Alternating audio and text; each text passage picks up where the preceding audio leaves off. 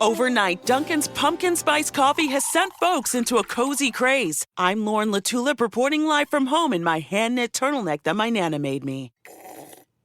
Cinnamony. The home with Dunkin' is where you want to be. This episode is brought to you by Experian. Are you paying for subscriptions you don't use, but can't find the time or energy to cancel them? Experian could cancel unwanted subscriptions for you, saving you an average of $270 per year. And plenty of time. Download the Experian app. Results will vary. Not all subscriptions are eligible. Savings are not guaranteed. Paid membership with connected payment account required.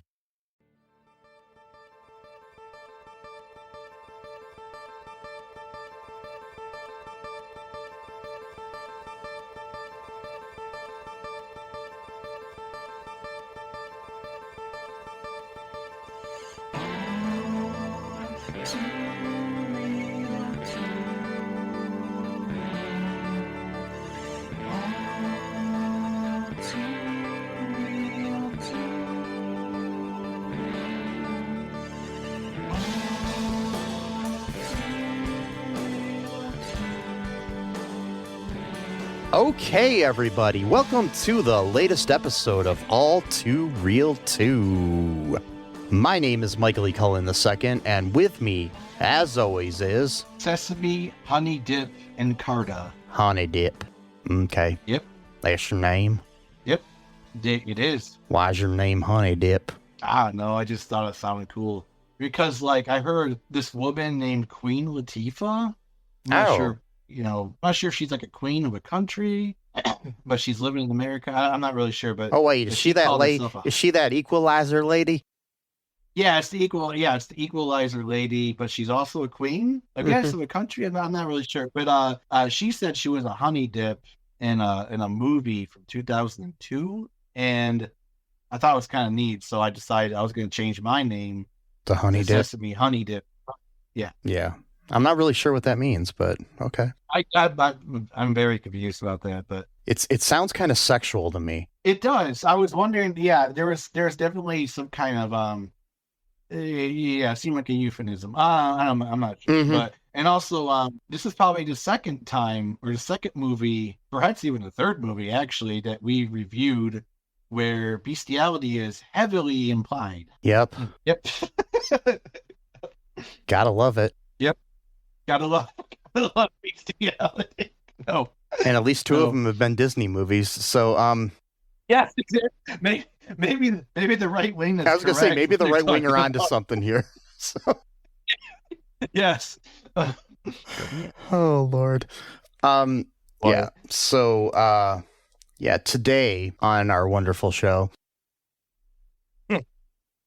we are covering the 2002 cinematic masterpiece, the film that changed cinema forever.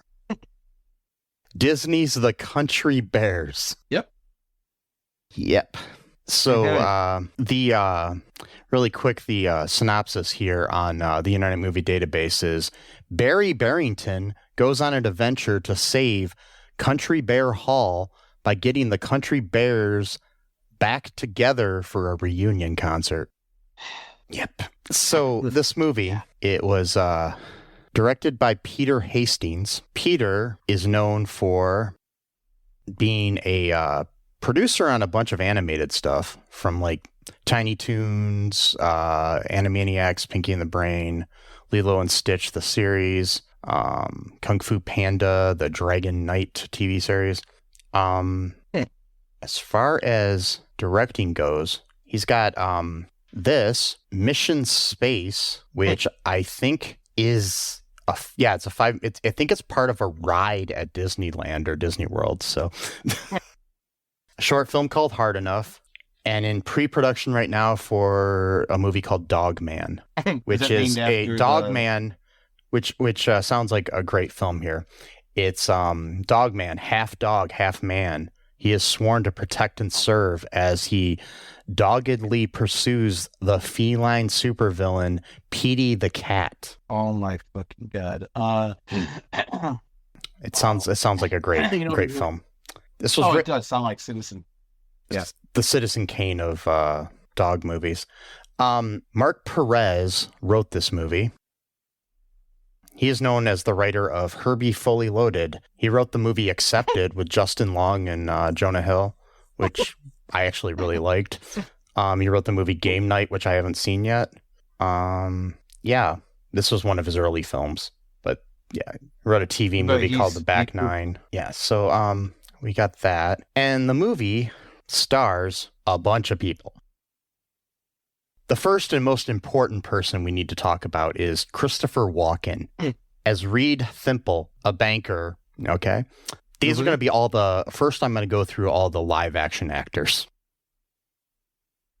We've got Stephen Tobolowsky as Norbert Barrington, Barry's adoptive father. We got Daryl Chill Mitchell as Officer Hamm, an inept police officer. C.Gainey as Roadie, the bus driver for the Country Bears, and he's also their drummer. So they're not all bears. So yeah. Anyways, No. Dietrich Bader as Officer Cheets, another inept police officer who wears a fake mustache. Alex Rocco is Rip Holland, the former promoter of the Country Bears. Alex Rocco, a famous Baha'i who's passed away. Yeah. Megan Faye as Allison Barrington, Barry's excitable yet easily worried adoptive mother. She also played Jonah's mother on Superstore. We've got Eli Martenthal as Dexter Dex Barrington, Barry's adoptive older brother. He also played the younger Stifler boy in American Pie 1 and 2. Wow. Yeah, so Stifler's little brother. And which was then replaced when they finally made Band Camp by another actor. Go back like 6 years for our review of Band Camp. Yes, it's one of the greatest reviews ever. Jennifer Page, a singer as a waitress. Jess Harnell, who it's weird. He doesn't do any voice work in this movie, but he's most known as a voiceover artist. He's Wacko Warner in the Animaniacs, among others. He's just probably one of the most well-known voiceover artists ever, but he plays a long-haired dude, one of the Bears fans who was later seen with Dex in the audience at the end of the film. Oh, yeah. Yeah. I remember seeing that. So we've also got a bunch of cameos. We've got the singer Crystal. We've got Don Henley as himself. We've got John Hyatt as himself. We got Wyclef Jean as himself. We got Sir Elton John as himself. Queen Latifah as herself, as well as Cha-Cha, the manager of the Swarming Hive Honey Bar restaurant. Willie Nelson as himself, Bonnie Raitt as herself, Brian Setzer as himself, Don Was as himself, Exhibit as himself. And now we come to the voice cast here. We've got Haley Joel Osment as Beary Barrington, with Elizabeth Daily as his singing voice, also known as E.G. Daily. Now we've got an interesting little voice person here. Okay, Dietrich Bader, who plays one of the cops, is also the voice of Ted Betterhead, the lead vocalist of the band. So he has 2 roles in this movie.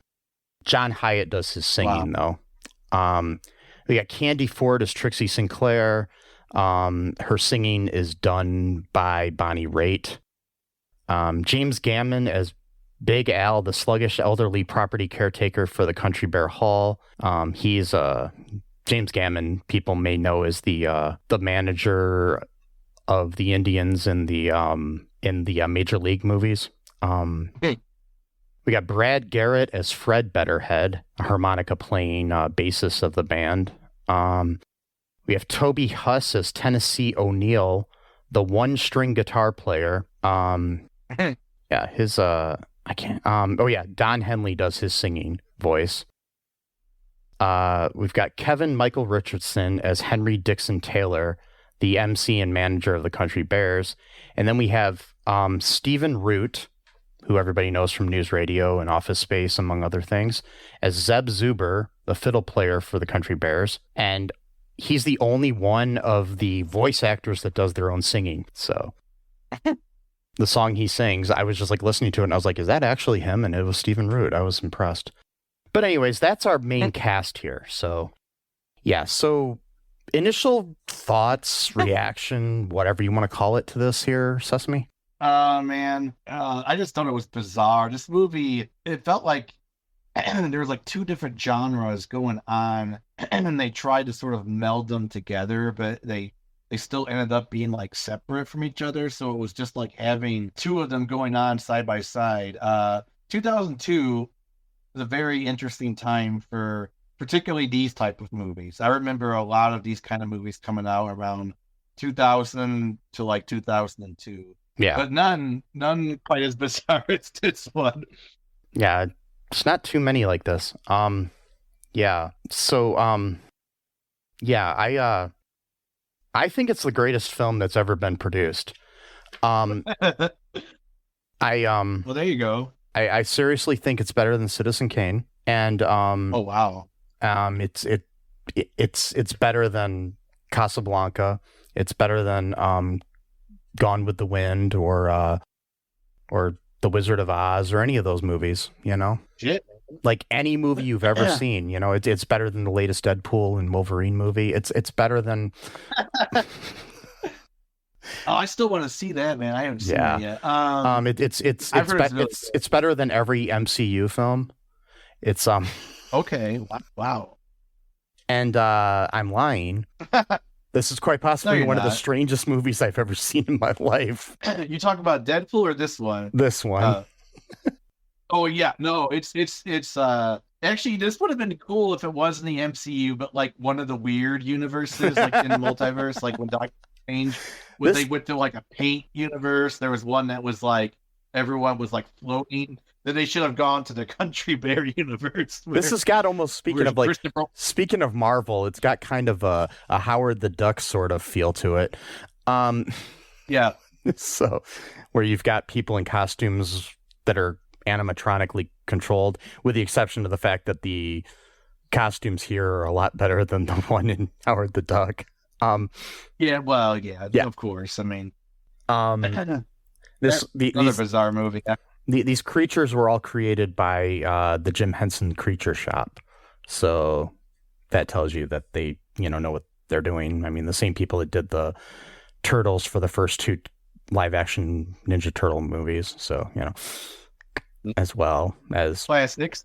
Yeah, as well as all their other things. Speaking of Jim Henson, the plot of this movie is very similar to the 2011 Muppet movie. So, the Muppets. Okay. Yeah, I don't know if you've seen that. No, I don't think. No. I think I did when it came out. Yeah, it's very similar plot. There's there's like a theater or in this case a hall that a big bad guy wants to destroy for some reason, and they need to raise money, and the only way to do it is get the band back together.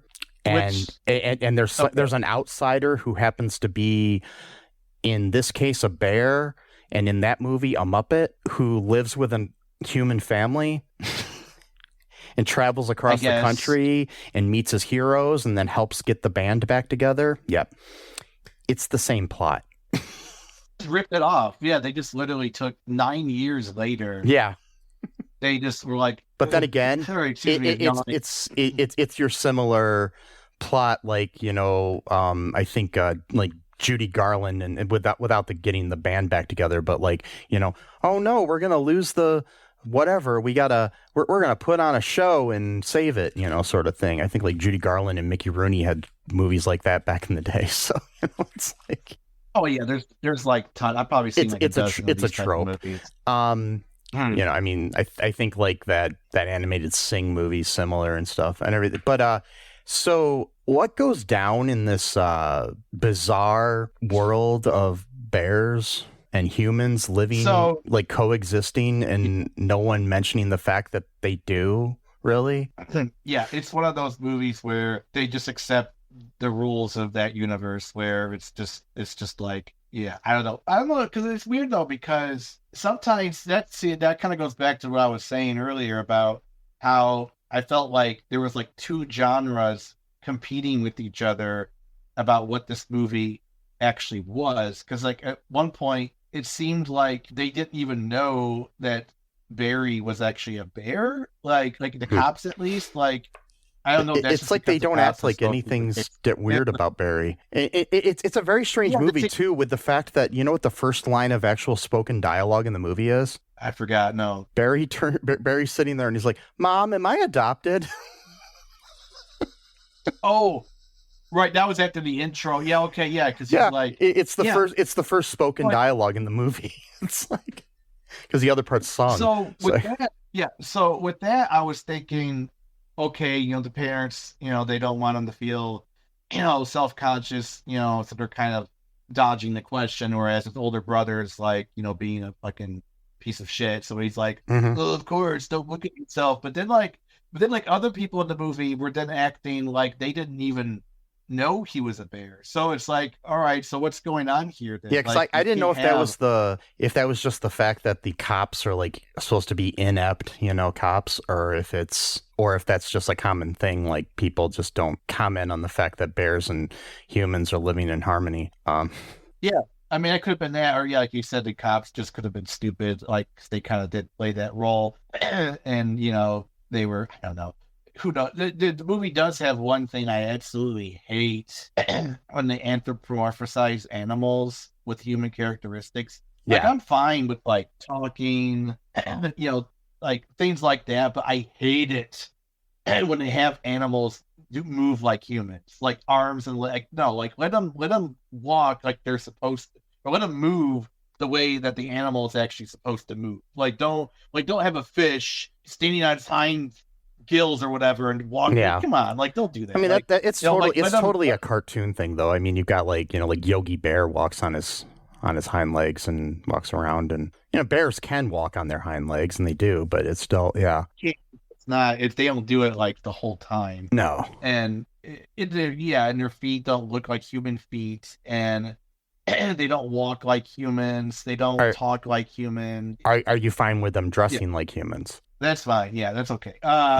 Yeah, you can dress however you want. That's not the problem, because sometimes people dress animals and shit. It's not a big deal. But like, I don't know. It's just like even with the cartoons, like Yogi Bear, I didn't like that either. But like with cartoons, you can at least do something with it because you're drawing it, But like when you have a person in a costume, I mean, animatronic. We should probably talk about the fact before we get too deep in the plot that this is based on the attraction, the Country Bear Jamboree that was at Disneyland and Disney World. Have you ever been to either? No, I know what you're talking about though. Yeah, this is what it's based on. I went to the Country Bear Jamboree at Disney World when I was a kid.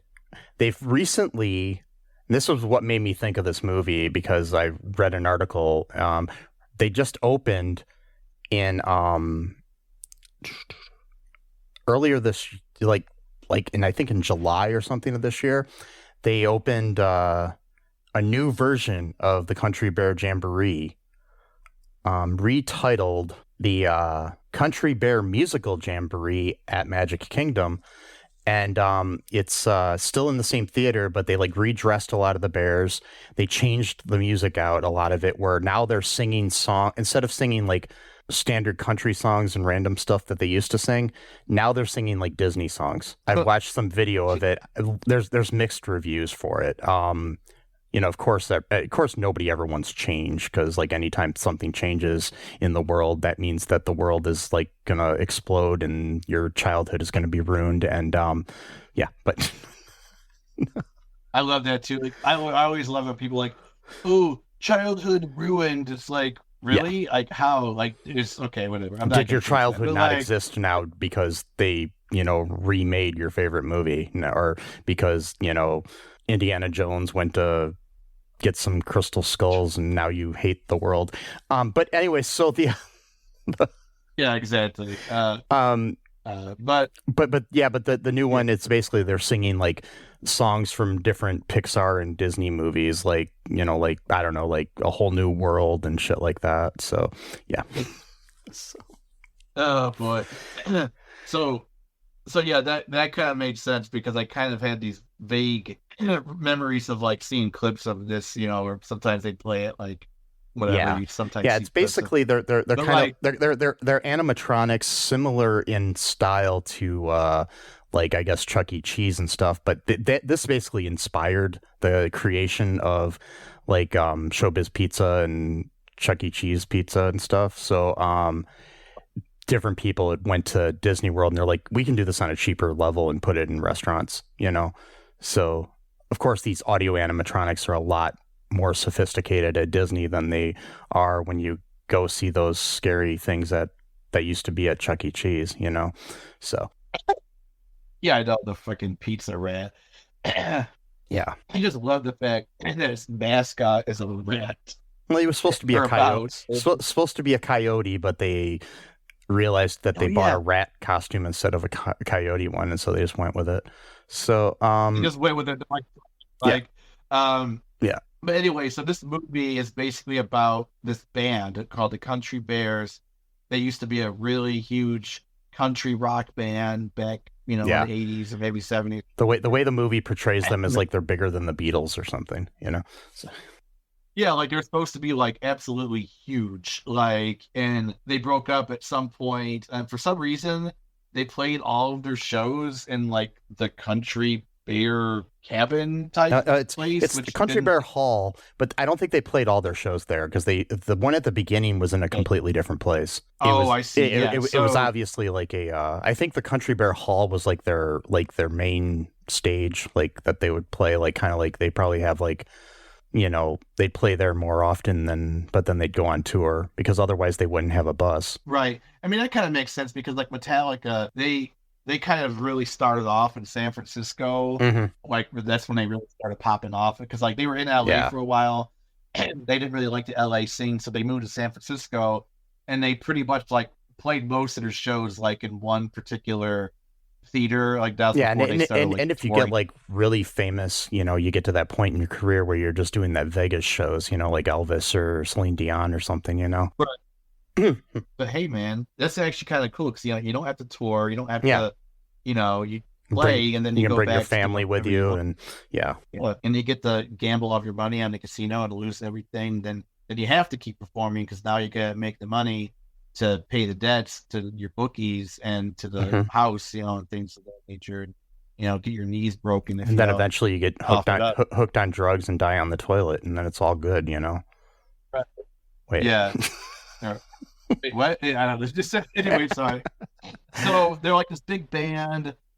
None of them were rich for some reason, which they never really explained why all of them are like broke, even though like they were like this huge, super successful band. They should have done something like that, like they like got on drugs and they blew all their money on hookers or whatever. Well, it's Disney, so they couldn't say that, but like they all got hooked. They all got hooked on the honey, and on the honey. They kept making points about that, like, ooh. Anyway, so I'm like jumping ahead, but like, so basically they broke up. There's like this Beary is like the main. He's like a kid. He's obsessed with this band. He's got like a whole collage, like in his journal or whatever. He like knows like everything about him, like their whole history, whatnot. If I were his parents, I would have put him in therapy a long time ago. Yeah. Yeah, I mean that's a good point. I would have done that too. It's like, okay, dude, like it's okay to like you could because that's the other thing too. Because later on in the movie, we find out that he wrote like a book report on them, and the teacher even wrote like, "Is there anything else to talk about besides the Country Bears?" Yeah, and then they show that he did he made like a little model of the Country Bear Hall as well, and the same thing was written on it from the teacher. So. It's right because the teacher gave him an A+ for the work, but they're like, "Hey man, like how about you expand your horizon?" But like, so I just want to remind people again that these are anthropomorphic bears just living with humans. The whole time I'm watching the movie, that's all I'm thinking. It's like, the fuck? Nobody bats an eye. They're just it's there. It's like kind of like the cornyverse, the CSU, the CCU, the corny cinematic universe. Like people just accept that Corny or Capricorn lives with them. Given name. Same thing here. Yeah. They're just like, yeah, it totally makes sense that he came from the planet Zarkon, and then he came here to teach children street smarts, even though he's the one that's constantly getting kidnapped all the time. But that's another thing. But like, Yeah, but like here we've just got, but it doesn't seem like there's a whole lot of bears though. It's like, it just seems like there's just random ones, and most of them are connected somehow to the country bears. Like, it's just weird, but yeah. Well, you're right. That's the thing. I don't think there are. Yeah, I think every single one of them. So maybe they're like this weird freak of nature where. But it's like even in the crowd of their shows, it's like all humans. It's not like. So that's what makes this movie even more bizarre. So now we have established that there are anthropomorphic bears and they're musicians and people tend to really love them, but they're the only anthropomorphic bears alive, and they all happen to be musicians for some reason. Or people that run the hall, or, you know, friends of them, or a random boy that's adopted by a human family. And then there's no, so that's the other thing. So is one of those bears the parents of Beary? They didn't even go there. I was thinking, oh, maybe, you know, one of them left them, or, you know, lost them or whatever. And then that'd have been too deep family for this movie. No, of course they did, like, no, who cares? We're not even gonna do that. But anyway, so basically his older brother is a piece of shit and is always like telling him he doesn't belong there and stuff like that. Yeah. He's not really part of the family. You know, typical, you know, well, I'm not going to be mean here, but like later on in their bedroom, because they sleep on different sides of the bedroom. Of course, Barry's got all these posters for the country bears. His older brother has like 3 or 4 Limp Bizkit posters and a 9-inch wall. And a 9-inch nails. Already piece of shit. And 9-inch nails. Yeah. And Cold. And it's like, okay, like again, it's just like whoever made this movie didn't understand genres. Like Limp Bizkit is new metal. Cold would sort of be considered new metal, even though they're not. But then suddenly we got 9-inch nails, and it's just like, but okay, I mean, people like different things. Not him. No, not him. I've made the decision, not him. I know people do, but he's not a person in my book. So I mean, because when I was a kid, I would listen to like Billy Joel, and then, you know, pop in like 9-inch nails after it. You know, it's not like, you know what I mean? It's. But you're a unique person. Come on. You used to watch the fucking Bob Newhart show when you were like 8. Like, it's not like normal. You know what I mean? Like that was like an adult show. There's nothing wrong with it. Rest in peace, Bob. But it's wrong in saying that. Like, it's not the norm for an 8-year-old to watch the Bob Newhart show. I like Dick Van Dyke too. I like Mary Tyler Moore. I like all those. Yeah. Exactly. But that's not the norm. And with this kid, anyway, he basically like practically forces Barry to run away because of what he said. And so Barry eventually finds the country club, or the club, or whatever, the hall. Country Bear Hall. The Country Bear Hall, finds out that they're pretty much struggling financially, you know, very hard. And they can't, they're 6 years behind. Okay, that's another thing right there. Okay, really? 6 years? You haven't made a single payment? I can understand. In 6 years. Like, not being able. I can, but you're telling me you haven't made one payment in 6 years. Come on. Like, and all they owe is $20,000. That was the other thing, too. I'm like, wait, $20,000 for 6 years? That's not a lot of money. Like, yeah, I mean, that would be. I would think like 100,000. That'd be like 20,000 divided by 6 equals. That'd be like, oh, I just did times. Oops. Well, you'd be divided. Yeah. Yeah, 20,000 divided by 6 would be. That like, would be like 3,333 a year. So you're telling me? But I mean, this is like 20 some years ago, but still, it's like it still doesn't matter. It's like, it's just ridiculous. So I was like, what were they doing all that time? Like, where they couldn't make any money? Who cares? I don't care. But like, so yeah, that'd be $277 a month. Yeah, I mean, really, like, come on. And for some reason, the bank just let them, probably because they like the country bears so much that they're just like, well, you know, we'll let them take advantage of our kindness because we really like them, and then they'll just not pay us what they owe us because, you know, whatever. And then so Barry shows up, and right around the same time. They got this weird thing too, like they thought would be like a funny bit to like keep throwing around the movie like 10 times, where like one of the bears is like weirdly obsessed with grass for some reason. Like, I don't know why they thought that'd be like a funny thing to add to the movie, but that's what they did. Yeah, not to get too hung up on this $20,000 thing. So that would be like, okay, so it was like $272 a month. The average rent in the United States at that time was like $600. Exactly. I mean, it's like, but, dude, I mean, it might have been a lot less in like smaller towns like this, but I'm just saying that. But that's like rent for like a 1 or 2 bedroom apartment. Yeah. Not a hall. Yeah, not a fucking concert hall. With, by the way, we're not just talking about the actual structure. We're talking about the land as well.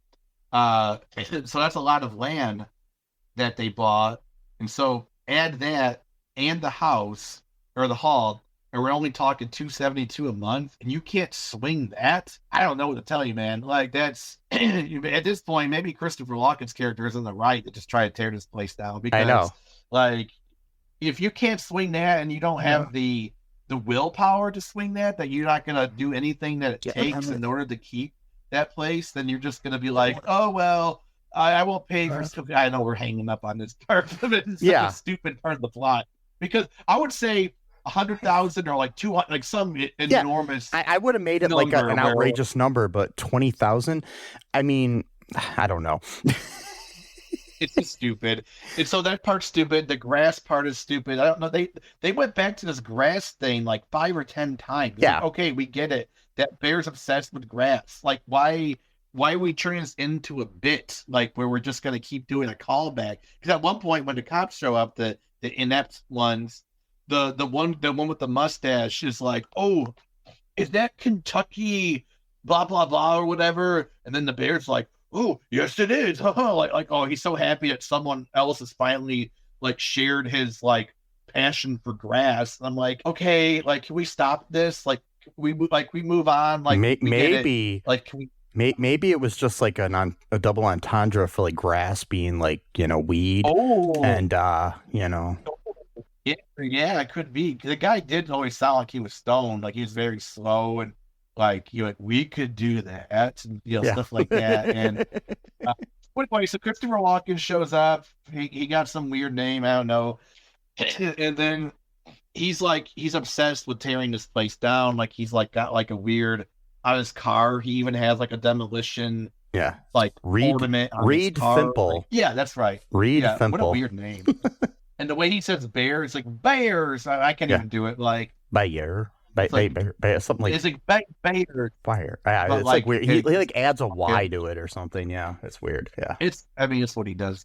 Walking. He's got his own voice, but like he's like hell bent on tearing this place down. We don't know. We'll find out why later in the movie, but right now we don't really know what it is. And then there's a scene where like he literally has like a wrecking ball type of thing above his office desk for some reason, and he has several models of the Country Bear Hall that he just lets it drop onto, and in the scene, which is in my opinion the greatest scene in the history of cinema, it's Christopher Walken just going, oh no,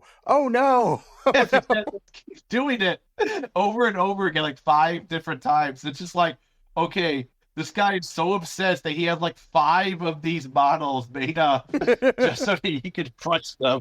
Dude, like, talk about like, you got some like, you need to go see a therapist, man. Like, yeah, I mean, like no money in the world's got. I mean, the 5 of those had to cost close to like what the money that the Bears owed you. I mean, I'm just saying.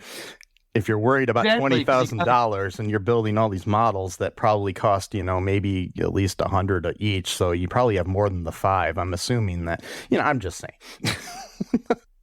You're right though. I mean, exactly. It's just so stupid. And so like, basically, Barry has this brilliant idea that apparently no one else has ever thought of, where it's like, oh well, why don't you just get the band back together and then play a reunion concert?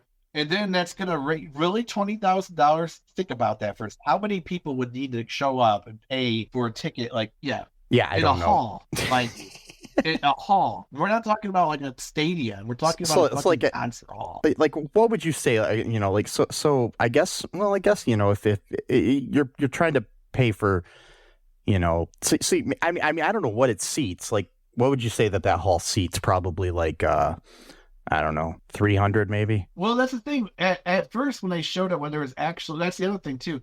There were seats originally, but then during the concert, the seats were gone. So I don't know, they just moved them. And then I would say at most that would hold like 100 people safely, without like a fire hazard or something. So like, really? So how expensive are tickets? So 20,000 divided. No, I'm not gonna do it right now. 20,000 divided by 100. 20,000 equals like divided by, we'll say 100. it's like $200 a ticket. exactly. Really, come on. And then for a reunion show that's be promoted for like 2 days or 4 days before it. Well, maybe it fit this more is people. Maybe it fit more people than we were imagining. I don't know. Maybe it was like closer to like 300. I don't know, but okay. But this is 2002, right? So this is pre. Like the moment you look at your phone, you can find anything. Like 4 days in 2002 to promote a concert. Yeah, that's kind of that's a stretch. And so anyway, so they're like, fine, like maybe he's got a point. Maybe we should get the band back together. So one of the guys, I think it was Henry. He's like one of the main bears. He calls up. He's like their like the guy that announces them at the he runs he's the caretaker of the hall basically. So yeah. Oh right, yeah. So he's like he knows what he. And so he calls up like, oh yeah, go ahead. Yeah, I was gonna say we have our first bear that we meet of the actual bears after they go off on their old tour bus, which was collecting dust, is Fred Betterhead.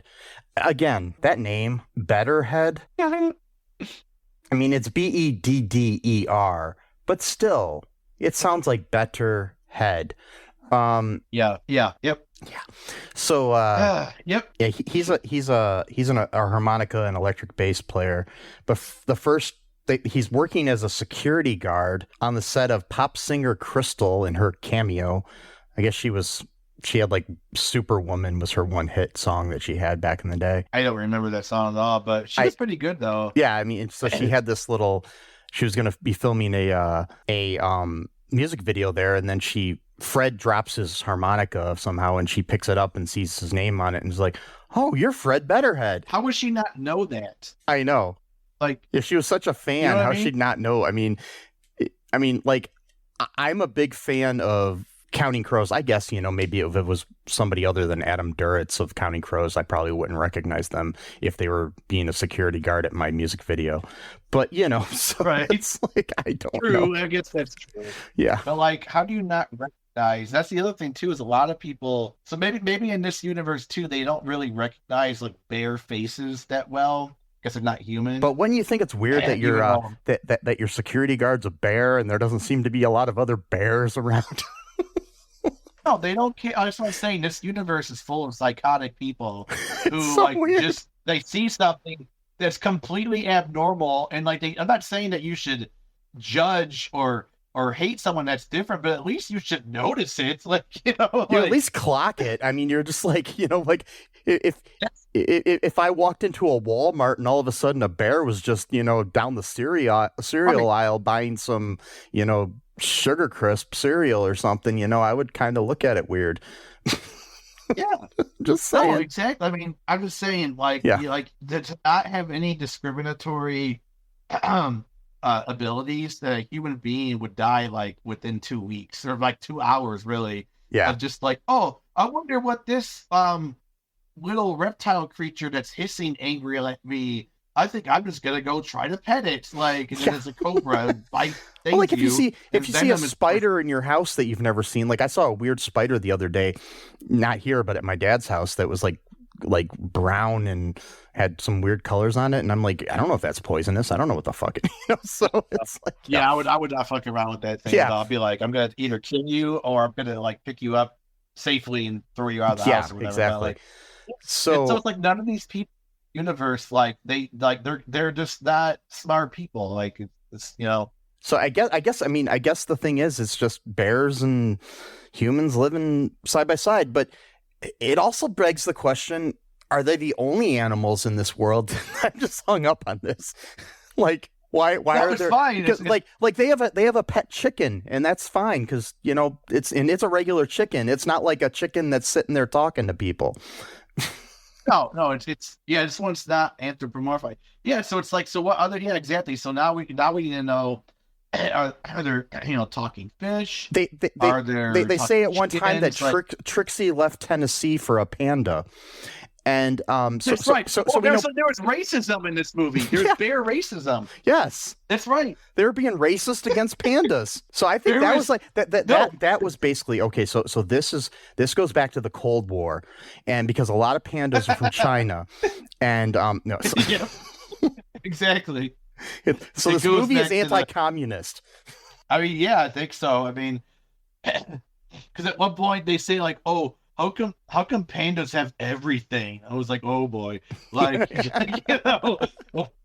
I'm like, we got bearism. We got actual bearism in this movie. Maybe they were trying to teach kids not to be racist by doing that. I don't know, but like, and who knows? Anyway, so yeah, just getting up on all these like side points. Like we've barely even talked about the movie yet. We're just like we've barely ever. No, we're just like talking about the $20,000, like the currency value back then. I know, like that. Like, so, oh god, this movie is a fucking fever dream, man. It's like fucking weird. Oh god, and so yeah, she's like, oh, can you play the harmonica? So then he plays the harmonica with her band, and then he calls up the or no, he's the first one they recruit. Yeah, they find him, and then he goes and he makes a call to Tennessee. I think is the next. Yeah, oh no, Zeb Zuber they're looking for next. Oh yes, right. And he's been spending years drinking honey at this bar run by Queen Latifah, who he calls Cha Cha. And yep. Sure. And then there's this very weird thing where there's this like automatic like bear scratching post that vibrates up and down. It was very kind of sexual and weird in that bar.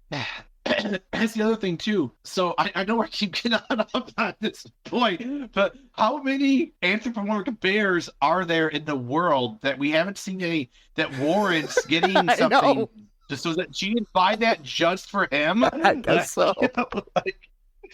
But he owes her like he owes her $500.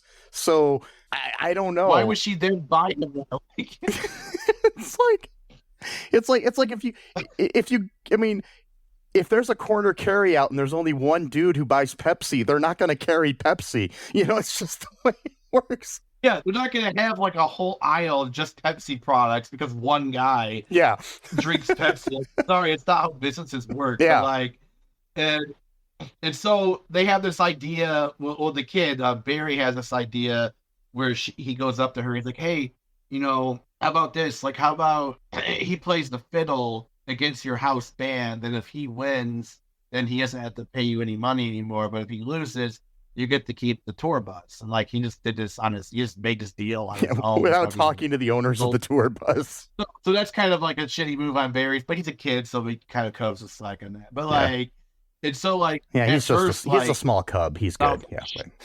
Yeah, at first he sounds like shit, and they're like, oh, by the way, Brian Setzer was like the house band. Yeah. And it was like, what the fuck are we watching? Like Brian Setzer is like there, who's trying to play the fiddle, but it's not doing it well at all. He actually sounds horrible at first, and they're like, oh well.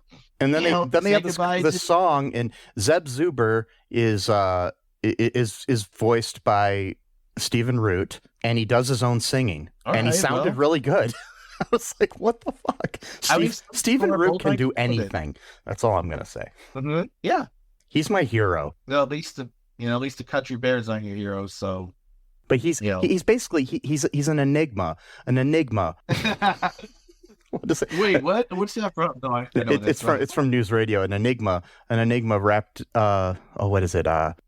Oh shit. Enigma wrapped in is it a mystery smothered in secret sauce or something like that? Yeah, something like that. That's Jimmy James. Jimmy James. Yeah, Jimmy James. Like, that's such a weird name. Get it, Jimmy James? Yeah, he was named. That's like the same name. He was named after a Beastie Boys song. Even though he was older than No, but I'm saying no. The character was named after a Beastie Boys song. Oh, the character, sorry. Yeah. So, anyways, back to Zeb Zuber. He wins the battle. So then they go off. And then they call up Alex Rocco's character to have him promote the thing. And we've got this like tight. This is one scene I actually kind of found funny. He's like at a desk and, you know, it looks like he's in his like office or whatever. And he's talking on the phone and he's like, awesome, I'm back, baby. And blah, blah, blah. And then they zoom out and you realize like he's in the middle of like an Office Max. And the guy's like, you're going to have to leave. Right. It's like, you can't stay. He's like, here. oh, okay. And he tried to take, yeah. It's like, that's ours. Leave that there. I like that part too. He's like, oh yeah. Like, Alex Rocco was great, man. He was a great actor. Yeah. Short-lived, really good TV series that I got to find somewhere and we can cover for this show is The Famous Teddy Z with him and John Cryer. It was a good show. So yeah. Oh, very cool. Yeah, this was pretty good. Yeah, he's like, he wasn't like super famous and like, but like he was in a lot of stuff and like even like the thing with Alex Rocco is that like he could sell a movie with just like a bit part in the movie. Like you didn't have to be like, there's a scene I still watch sometimes, like even on its own, like not even the whole movie, from That Thing You Do. Yeah. Tom Hanks and a bunch of other cool people. He plays like this like owner of like this big music like record label or whatever. And there's like this scene where he's like talking to the press a little bit and stuff, and then he's like, all right, let's go get some deli or whatever. And then, by the way, if you see the full scene, because like they cut it for the movie, but they also have an extended version where he's like literally like he goes through his whole thing where he's like telling you how to like eat deli correctly. Like, here's how you dip it in the mustard like this, and you like, I mean, it's just like this beautiful moment where he's just like going for like 2 straight minutes like how to properly eat deli food, and then like, and he makes like this big ass turkey sandwich he's eating, and then one of the band members goes up and tries to like talk to him, and like Tom Hanks' character said, absolutely do not go and talk to him right now, like do not bother him.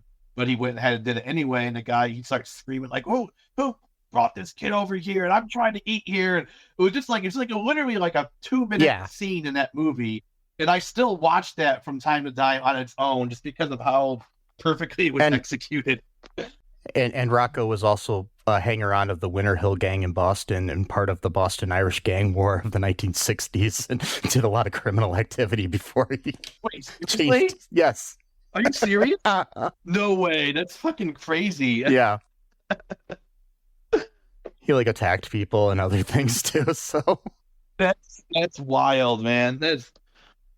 Yeah, he was arrested several times. He was. Was this like when he was like really young? Like when he was before, when he was Baha'i and stuff. Yeah, it was before he became Baha'i, but this is like when he was a teen and stuff. Yeah, but yeah, he was part of the big Boston Irish Gang War of the 60s, which was like a huge deal back then, where they had different gangs fighting each other. But he was part of the Winter Hill Gang, which was a really big gang. Yeah. That's yeah. Yeah, it's a little known thing about him, but yeah. So, but he's still a great actor. So, and he was a good guy after that. Totally. He did his time. Yeah. Whatever. So anyways, they he's going to promote the show for them. So, basically, then we have a scene which you talked about earlier, where where officers Hamm and Cheets. Yep. Yeah. At least it wasn't cheese, and it's Cheats, and it just sounds like cheese. But you get it? Yeah. Eats, you get it? Get it? They go ahead, sir. Yeah.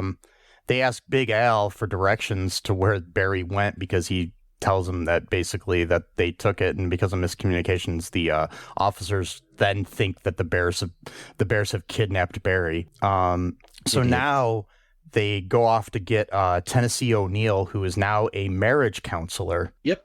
A bear is a marriage counselor. Yep.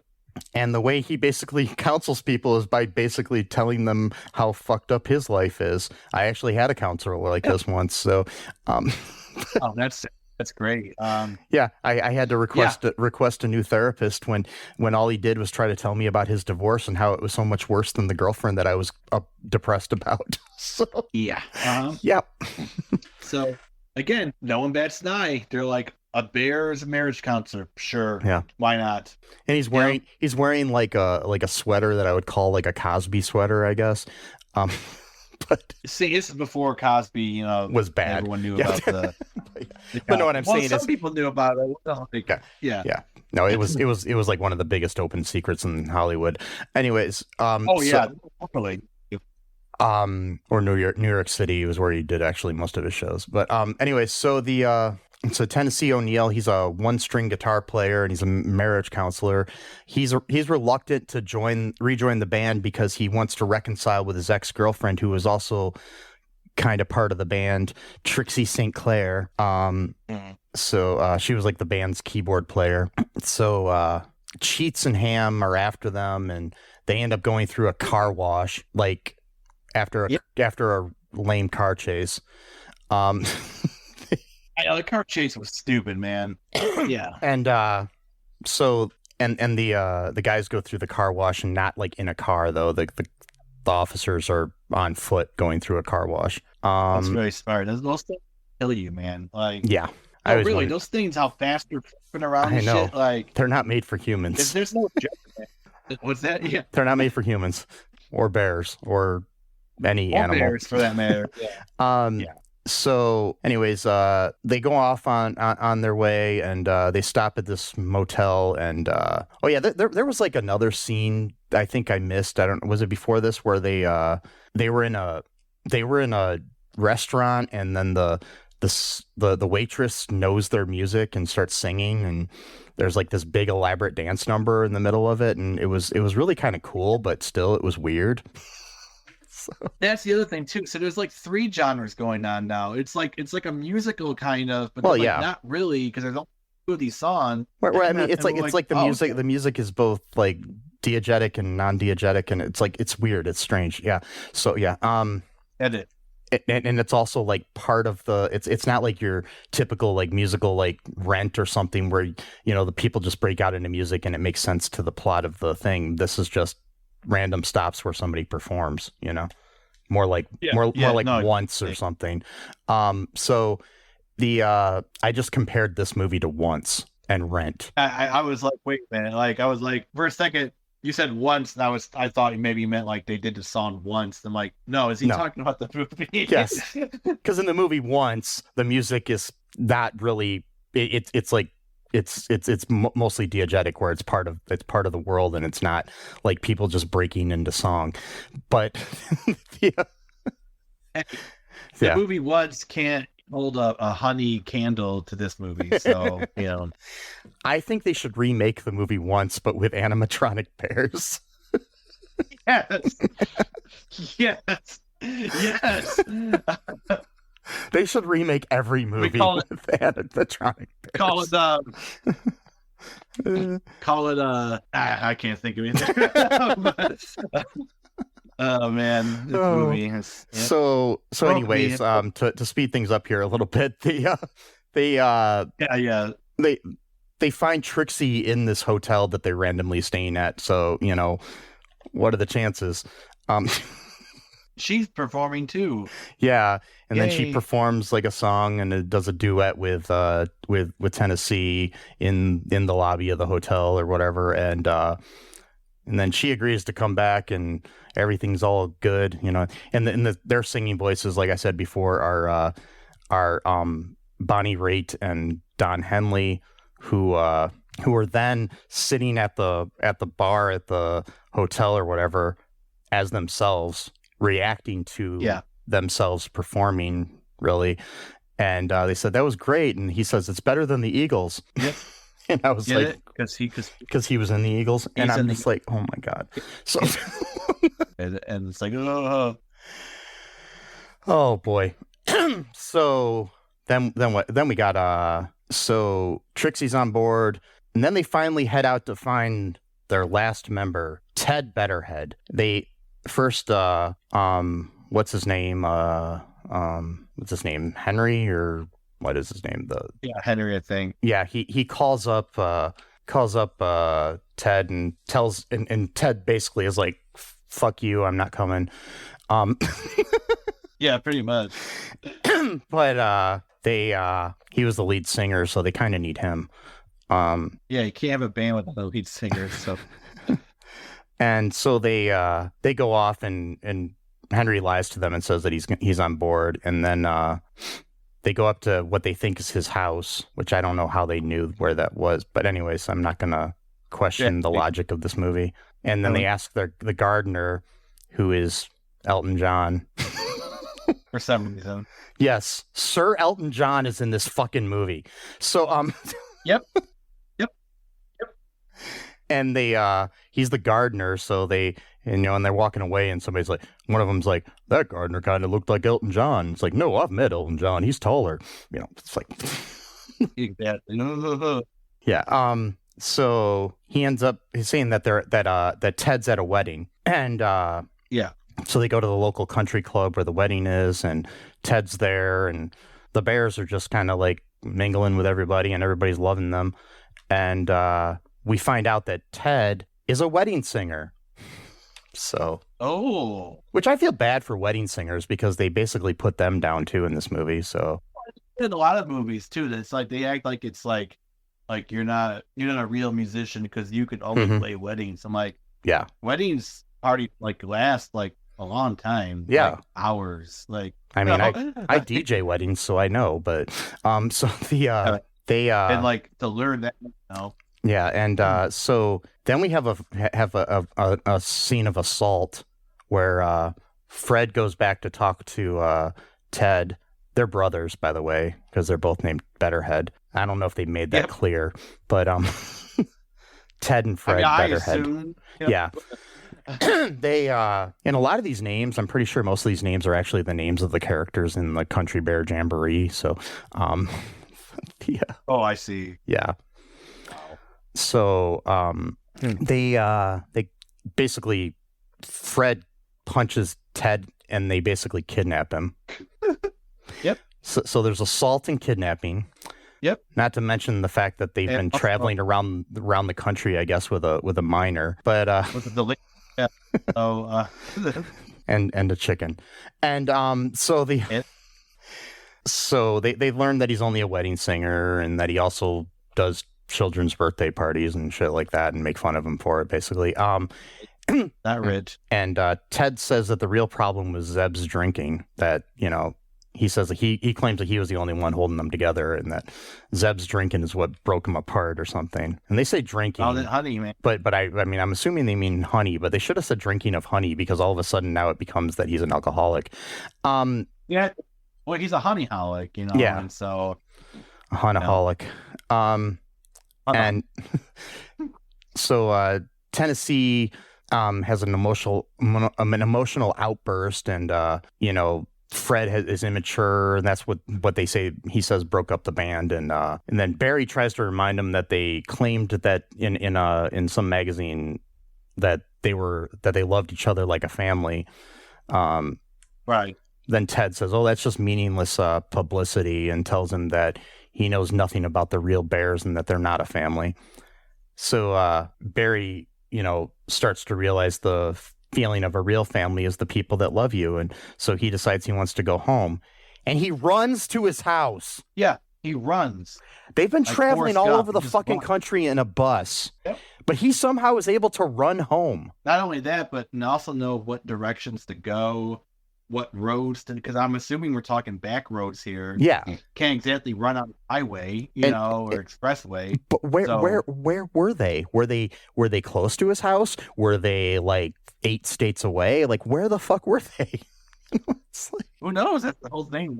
What's the other thing? That's what even makes it weirder. So far that we know of, that they're the only anthropomorphic bears that exist. They're also all happen to be musicians, and they're not family.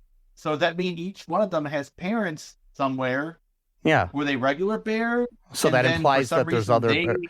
Or did these bears just one day learn that they could talk and sing and play, bass guitar or shit. What the fuck, you know? That's what I'm saying. Like, just teaching that happened where their parents were regular bears, but then for some reason they became, you know, better don't bears. tell them because then the government might then try to track down these bears and like force them to keep breeding them because they want to have more bears. I so, think like, that they were giving sexual favors, and then somehow they got better in the world because they were giving better head. And sorry. Yeah, exactly. That was exactly what's going on. No. Well, that's what apparently people now are, you know, right wing saying about Kamala Harris. That yeah, she slept her way up and blah blah blah. It's like, fuck you. Anyway, so I know we shouldn't say politics, but yeah, I don't give a fuck. This is a political movie, my friend. It's anti-communist and pro giving head, I think, or something. I'm not sure what I'm missing in this movie. But yeah, he runs like Forrest Gump home. Yeah. Somehow knows that he's there, which is ironic because Haley Joel Osment played Forrest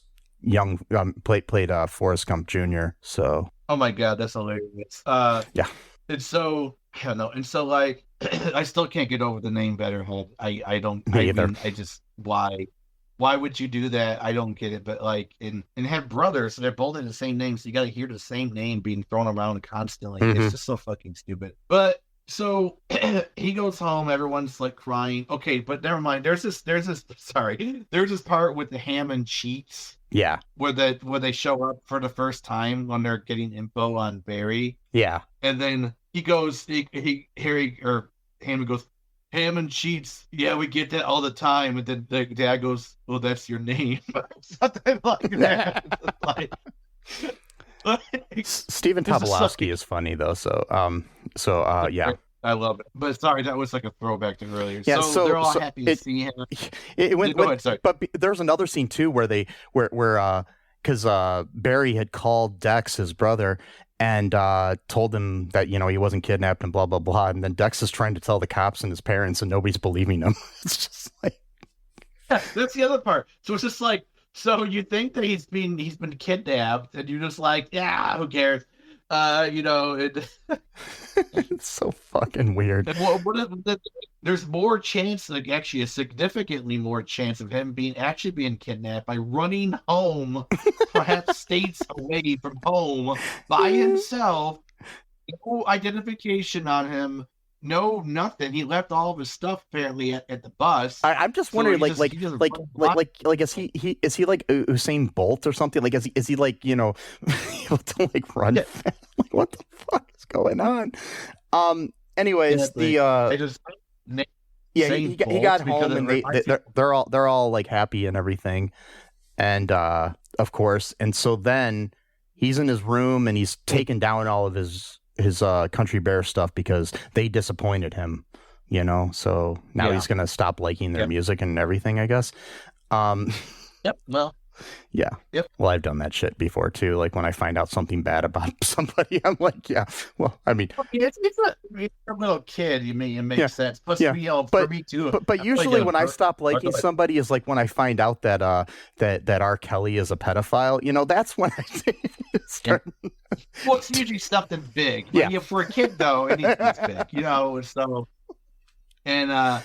Yeah. I mean, I've been thinking of honestly burning off my Harry Potter shit just because of how crazy J.K. Rowling is getting. Yeah. You know, I mean, she's gotten to the point where she's almost like really, really far gone. So it's like I've been thinking, like, should I just throw this shit away at this point? Like, yeah, but the thing is, it's like there's so many other people that went. I mean, at least the movies, I should say. There's so many other people that had a part in that. That's why I keep my box set of the Harry Potter movies, but it's still that's different. The movies, obviously, but yeah. So yeah, you're right. Go ahead. I didn't mean to keep doing. But I don't promote book burning even for something like that. I would just say donate them to a library. So because somebody will get enjoyment out of them. What's that? I said yeah, but it looks cooler to burn them. I know. Just make a fire with wood. Don't burn books, because then you look like Hitler. Yeah, but it's fun. This you look like Hitler or one of those crazy priests or ministers that want to burn books and shit. Anyway, so we've got but back on track to the movie. Yeah, go ahead. Back on track to the movie. So he's taking down all this shit, and then Ted comes in and, is just like, trying to basically apologize and tell him that, that they're, that he realizes that the bears are his family and shit. And shit, yep. So we then have one of the biggest twists in movie history. Because we find out that first off, we find out that that Christopher Walken's character stole the bus, and then he's locked up the bears in cages. But in the scene, we find out, and I got kind of scared at first because earlier on in the movie, I forgot to mention this, they had a flashback to where the bears first kind of got their popularity when there was like a talent competition between them and a arm musician named Benny Boggswaggle, and his thing was that he could play music on his armpits, like armpit farts. And so we find out in this scene that our villain has been trying to destroy the country bears ever since that, because he's actually the armpit guy, Benny Boggswaggle. Yep. Because there was a scene, he's like, here's why, and he starts like undressing, and that kind of scared me because I was like, I really hope that Christopher Walken's not about to get naked here in this movie, and no, I knew exactly what was happening. I'm like, oh, he's the armpit guy. I didn't want him to bare himself. Oh, yeah. Yeah. Anyway, bare naked. I didn't want him to get bare naked in front of the ladies. Anyway, so that's the other thing. Did they even wear clothes? The bears? Yeah, they had clothes, but I don't know. They were okay. I don't know if they had pants. I'm not sure, but okay. Yeah. Because a lot of times animals don't have pants. I mean, with the exception of, I mean, we have figured out that the reason that Donald Duck doesn't have pants is because him and Mickey are sharing an outfit. Because Mickey has pants and no shirt. But wow. So Thimple turns out is Boggswaggle, and anyways, they figure out where he is because of this. They track him with this like bear tracking thing that was in with Barry's stuff in the van, or not van, the bus or whatever.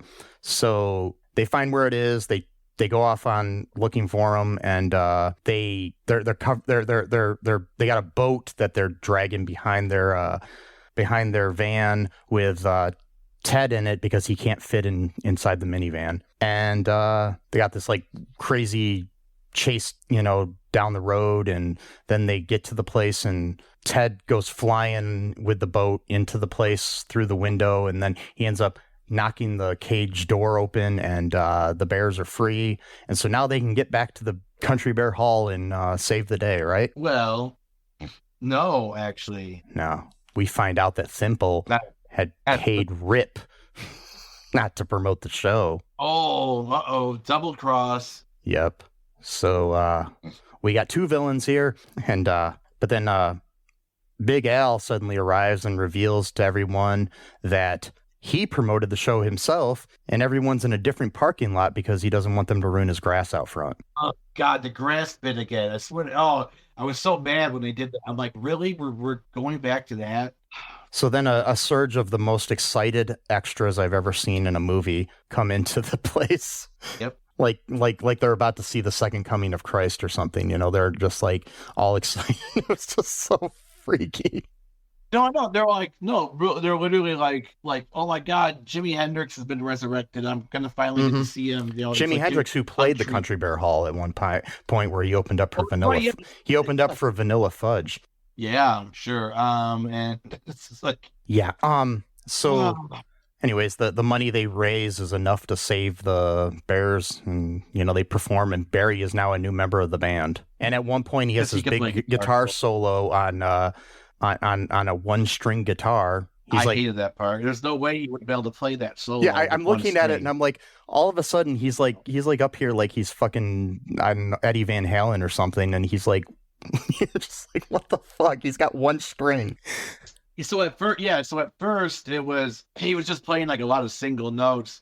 So I was like, okay, that's probably fine. But then he starts doing, like, there's no way he'd be able to do all that, like just from sliding his finger across the like he had like a slide on his Yeah, he had whatever, like a slide, but still. Like there's no way he should be able to do that. And it's just like, for one thing, the bear shouldn't be able to play songs and guitars anyway because their hands are so large, and I'm not sure how that would even work, but fine, it is what it is, I guess. But yeah. So you mean to tell me though, for 6 years they could have solved this problem, and then they wait until they're $20K in debt and 4 days away from the building being demolished by a bitter ex-rival, I guess, or whatever you would call them. And then they're like, no, I'll just wait until it's almost over to do anything about it. It's typical bear shit, you know? It's like the panda bears aren't like that, you know? You know how you can tell like what kind of bear it is in their shit? You got to look for certain... I'm joking. Yeah, I know. So there's like a little scene. Go ahead. I'm sorry. Yeah. No, I was just saying, like, there's like a scene near the end where the cops are like at the car wash, I guess, or something, or like. Yeah, and then there's like a little there's a little documentary thing playing during the credits where you got people like Wyclef Jean and Exhibit and Queen Latifah and Willie Nelson and everybody talking about how great the bears are and how inspiring they were to them. Sure. Wait, old as the bears though, if they inspired Willie Nelson. Yeah, that's what I'm wondering. Like, were they from like the 30s or 40s? I know. Like Willie Nelson even then was older than dirt. It's like, what the fuck? I was saying, yeah, exactly. Just like, really? Okay. Or maybe, yeah, who cares? I don't care. But so I went off on this is going to be a tangent, but it makes sense here. So you know the restaurant scene where the waitress like singing and stuff? I looked up that place because I thought it was interesting. It was a place called Johnny's Broiler in Downey, California. It was originally known as Harvey's Broiler, but I noticed they had like a little they actually call him the Fat Boy, and it was similar to Big Boy. Oh, okay. So I went off onto this little thing where I found I guess a lot of movies, including Can't Hardly Wait, which we covered on this show, were filmed at that place. So I'm reading the history of this place, and so it closed at one point, and in 2006, the owners signed a lease with a new tenant who wanted to demolish the place. The city of Downey. So this is very similar to the situation with the Country Bear Hall. Okay. The city of Downey rejected the demolition permit in November of that year. But the guy that bought it, Ardis Yannick, proceeded with plans to remove the structure anyway the following year. So he illegally demolished the place. And they stopped him halfway through the demolition because it was illegal. And so then because he didn't have permission to do it. And basically what ended up happening eventually, I'm just like kind of fast forwarding through this, they reconstructed the whole place to the original blueprints. And currently, guess what it is? It's a Bob's Big Boy. No, shit. That's fucking great, man. Bob's, oh god, I love Big Boy. Yeah, so they basically it looks exactly kind of the same, except for now it's a Big Boy, and that's the way they got to save it. This guy put a bunch of money in and saved the place. They reconstructed it, and this guy who was like a franchisee of Bob's Big Boy in that area, what's his name? I was looking for his name because I wanted to give him credit. I can't find it. You can look it up, people. So yeah, but he fixed it. But this place has been used in Bob Dylan music video. Things Have Changed. The movie 1 Hour Photo, The Beach Boys and American Family, a ABC movie, The X-Files, Falcon Crest, the movie License to Drive, What's Love Got to Do with It, Can't Hardly Wait, as I said, Jawbreaker, Unstrung Heroes, Midnight Madness, Reality Bites, Shortcuts, a Sean Kingston music video, a John B music video, a Madonna music video, Goody Mob music video, The Country Bears, My Stepmother is an Alien, Riot, Matchstick Men, Heat, The Game, Mission Impossible 2, Bounce, Mad Men, Earth Girls Are Easy, Strange Drag music video, She's Out of Control, and a Limp Bizkit music video. So this place has been used a lot to film in. So yeah.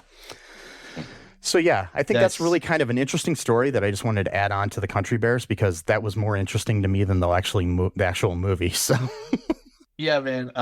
Yeah. So any final thoughts here before we wrap this up? No, not really. I mean, this has been a long episode. In one of our longest episodes ever. It's really because we got so hung up on the $20,000 part. I know. So you know what? Really, I do want to say though, if you want to keep the All2ReelToo haul open, you can go to our Patreon and become a member there. Also, you can go to our TeePublic and buy some merch there. Go to all2reeltoo.com, find all of our information there. You can also go to Apple Podcast and give us a 5-star review. If you're the 50th reviewer, you can get a free t-shirt from our TeePublic, any of your choice, in whatever size you want. And I'll be grateful and I'll thank you in an email too, even.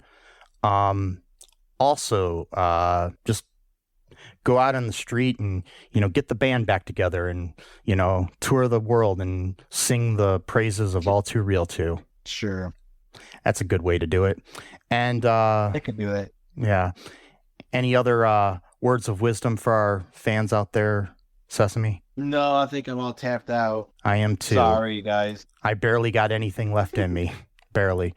Anyways, so just remember that I love you. Oh, no. Oh, no. Oh, no. I can't do a Christopher Walken. Sesame loves you. No. Yep. Free Palestine. And until next time, bye-bye. Thanks for listening to All2ReelToo podcast, a Cullen Park production. Produced and edited by Michael E. Cullen II. Music by Matthew Hawes. Subscribe and share the show. Visit us at cullenpark.com.